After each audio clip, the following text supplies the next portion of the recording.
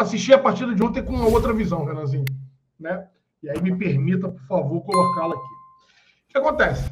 O Flamengo vem de uma temporada horrorosa, com jogos abaixo da média, inclusive. Eu não digo nem na média, né? Apesar de alguns resultados terem sido conquistados, o Flamengo deixa muito a desejar em desempenho, em capacidade, né? No que esse elenco possa, né, e pode nos entregar. Então, isso hoje, para mim, é um grande problema. Eu sou um cara que não olha apenas resultado. Eu entendo que o resultado ele tem que vir, né, acompanhado de um desempenho, e aí você tem ali uma métrica, né, a ser criada também com relação às expectativas e o poder de fogo que você tem nas mãos.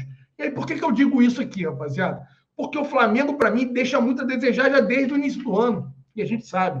E aí a gente pode voltar no passado de novo, e eu voltar a bater no Marco Braz, no seu Landim, no planejamento equivocado que o Flamengo fez para a temporada 2023. Mas ontem, a gente precisa pontuar as dificuldades, as adversidades que a gente enfrentou. Nós não enfrentamos qualquer adversário.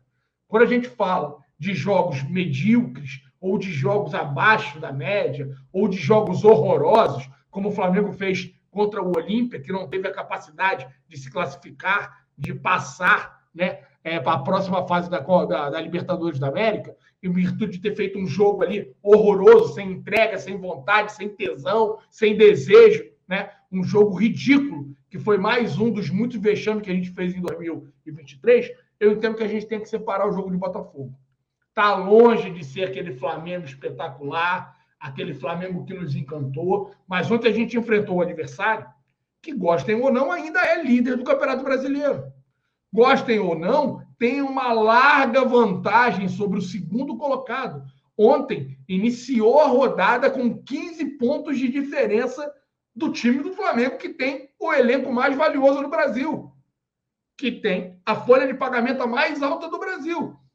E mesmo assim, o que o Sampaoli fez ontem, eu tenho que, pelo menos, parabenizar. A gente que bate muito e eu quero a saída do Sampaoli, entendo que não tem a menor possibilidade e não vai acontecer dele permanecer até o final de 2024. Para mim, o Sampaoli, né, ele já está demitido. Ele sabe que já está demitido. Ainda só não efetivaram a demissão. Mas ele ganhou uma sobrevida ontem. Verdade seja dita, ele ganhou essa sobrevidazinha ontem em virtude do resultado. Mas o ponto de acerto dele foi a forma como ele escalou a equipe. E quando falaram que o Pulgar jogar em terceiro zagueiro, com 3 zagueiros, o Flamengo jogar com 3 zagueiros, eu falei, porra, o que vai ser feito? Ele vai jogar com 3 zagueiros, inclusive quando tiver a posse de bola? Não foi isso que aconteceu.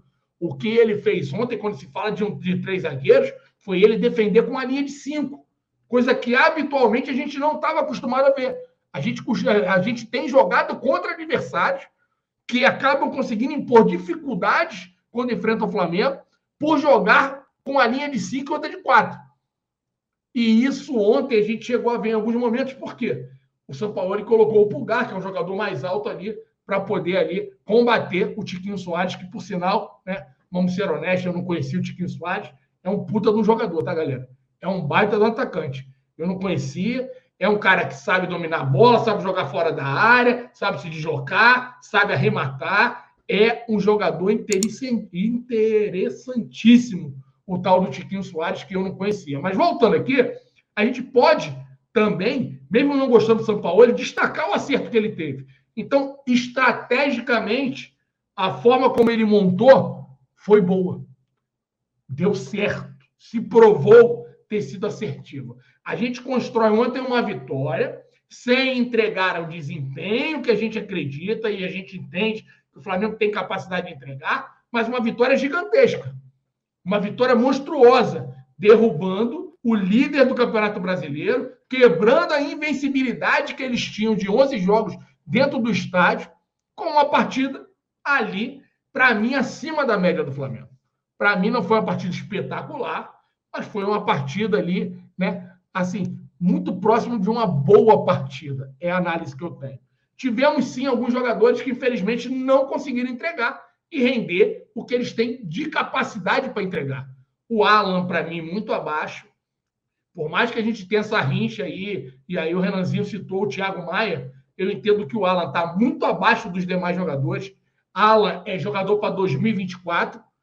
Eu entendo também que esse tempo que ele ficou afastado, se recuperando de uma lesão de 4 meses, impossibilita ele hoje estar no mesmo nível físico dos atletas, mas entendo e defendo ainda que tenha sido uma ótima contratação. Tem números maravilhosos, tem números sensacionais atuando no mercado nacional, né, pelo Atlético Mineiro.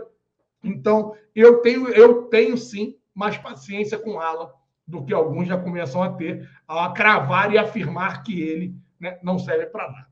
O Vitor Hugo, que é um outro moleque que eu gosto muito, entendo que ele renda até mais jogando, né, como o segundo volante ali do que jogando na posição que o Everton Ribeiro fazia. O Vitor Hugo ontem também muito mal. Então, a gente conseguiu ser combativo contra o Botafogo. Primeiro tempo, o Botafogo foi superior ao Flamengo, atacou mais. Se você pegar os números ali, a gente vai perceber que o Botafogo chegou mais ao gol do Flamengo, mas no segundo tempo as coisas inverteram.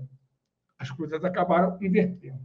E aí, rapaziada, tirando esses dois aí, a gente tem o Wesley, que aí acaba cometendo algumas falhas infantis, e aí alguns ainda acabam questionando. Eu vou ter que citar aqui o Pedro, que aí eu vou achar de uma covardia muito grande a galera que está querendo torrar o Pedro, né? Só porque ainda e é apaixonado pelo Gabigol. Você pode ser apaixonado pelo Gabigol, mas se nós analisarmos o jogo do Pedro ontem, com os jogos que o Gabigol vinha entregando com a camisa do Flamengo, o Pedro foi muito mais participativo.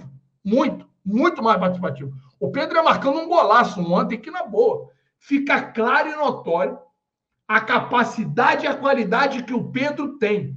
Uma bola que ela é, né, alçada à área, ela passa muito rente à cabeça do zagueiro, ele consegue dominar a bola num grau de dificuldade absurdo, já girando e dando um porradão para dentro do gol. A bola subiu muito, ele foi infeliz na execução ali final, mas o domínio mostra a capacidade que o Pedro tem.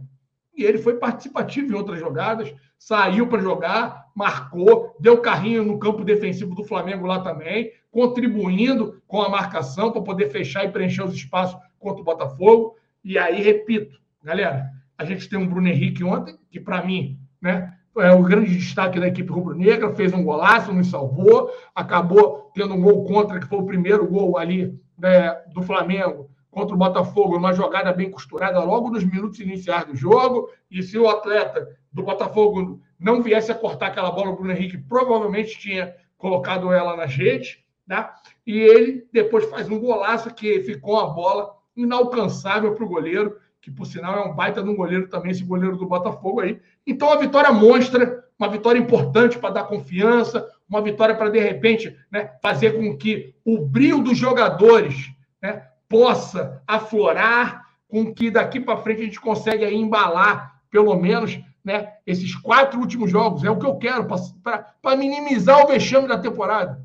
O que eu quero é a gente joga contra o Atlético Paranaense a próxima partida, depois a gente tem mais um adversário que eu esqueci quem é, 2 jogos contra o São Paulo. Acho que é isso. Acho que é isso que vai acontecer. Então, o que eu quero é que o Flamengo consiga ter uma estabilidade, né? Consiga crescer com relação ali à confiança, para que a gente possa fazer bons jogos ali e, ao menos, para diminuir o vexame de 2023, a gente conseguir beliscar a Copa do Brasil.